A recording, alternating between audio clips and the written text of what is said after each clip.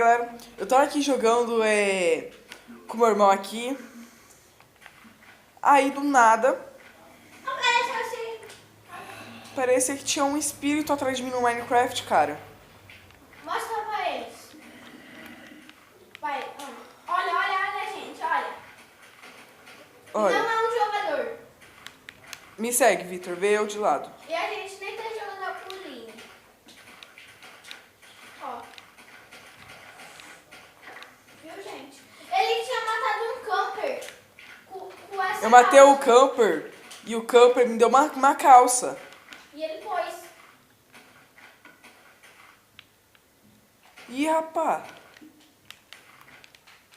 Caraca, mano.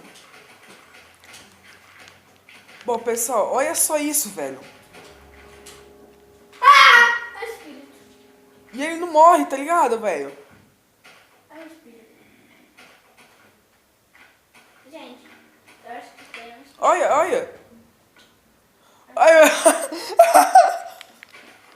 Mano, o que vocês acham? Escrevam aí no comentário. Se é um espírito ou se é uma... Aê, sumiu, galera, sumiu. Sumiu. O Aê. que é aquilo? Chupa. O que está aquilo? Não sei, cara. Como é isso? Não sei, eu faço mínimo. Será que é o Marabane? Não sei. Ali ele! Eita, ele ficou aí.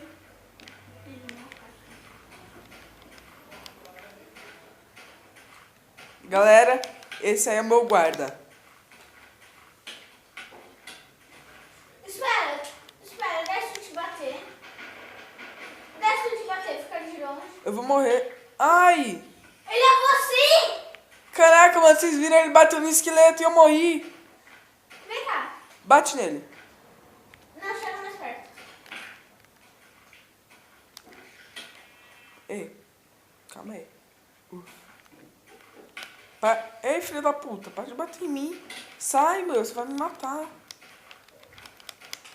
Ninguém mexe com ele, ó. Vou até mudar de skin. Mano, gente, isso daqui é uma lag muito boa. Olha só, velho, olha. Sumiu. Sumiu. Meu guarda morreu. Eu matei ele. O que foi isso?